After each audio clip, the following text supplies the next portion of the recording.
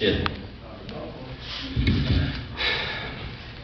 am 19 and it is 4 in the morning, and I am sitting shotgun in a car heading south down I-95 through the emptiest shallows of North Carolina. It is August.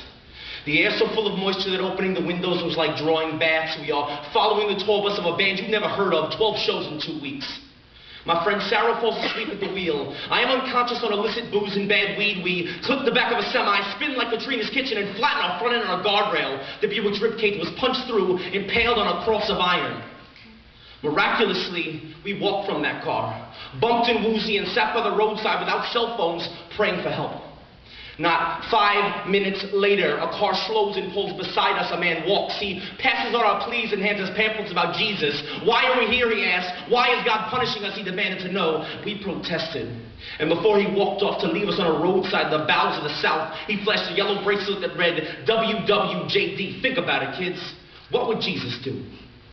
Good question, asshole. What would Jesus do? Now, I am not a theist. I put as much stock in the legends of Jesus as I do the modern version of the tale that he rose from the dead, that a giant bunny rabbit delivers chocolate eggs in the night. As much in the water bending of Moses as I do dudes in red suits landing flying reindeer on my roof. Why are all these fantastic characters able to enter our children's bedroom in the night? Someone needs to catch a predator. And every time an article in the paper conjures the images of a deacon sliding his dick from the mouth of a 7-year-old boy, I ask myself, what would Jesus do? When I see a bitch with a bumper sticker that reads, God is pro-life, hiding dynamite in a dumpster next to a clinic, I ask myself, what would Jesus do? When I see the family values clique spend tens of millions of dollars to protest against homosexuals being afforded the same medical insurance and inheritance rights as a straight couple can be, I ask myself, what would Jesus do? Would he donate those funds towards finding a cure for AIDS, or blame homosexuals for its very existence?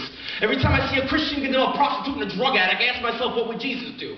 Would he walk with the vagrant, the lost, and the sinners like he seemed to do in the Bible, or would he support this conservative economic agenda which has cut this gutter between the rich and the poor?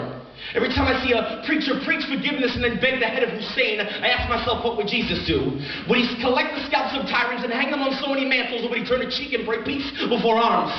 When I see myself at 7 years old handling history books that tell the tale of a holy war, a crusade against the plague of Islam, fast forward and see the descendants of King Richard condemn modern Muslim radicals for their holy war, I ask myself, what would Jesus do? Rewind back to the history books, I see the Klan's burning cross, what would Jesus do? Fast forward, I see preachers speak of a burning bush, what would Jesus do? Rewind, I see dogs and hoses in Alabama. Fast forward, I see fathers in Fayetteville still condemn the men their daughters chose to bring home, before he even opens his mouth, what would Jesus do? Rewind, I see Leviticus make us slaves and concubines.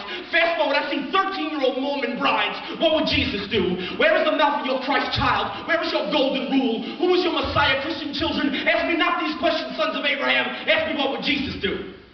Jesus would have lifted our car from the guardrail and mended the engine with his mind. Would have flown us to the motel in his flaming chariot, picked up the tab and cooked us breakfast in the morning. But at least you can do, Christian, is lend me 2 quarters for a payphone and give me a lift back to town. So ask yourself the question stamped on your wrist, Christian.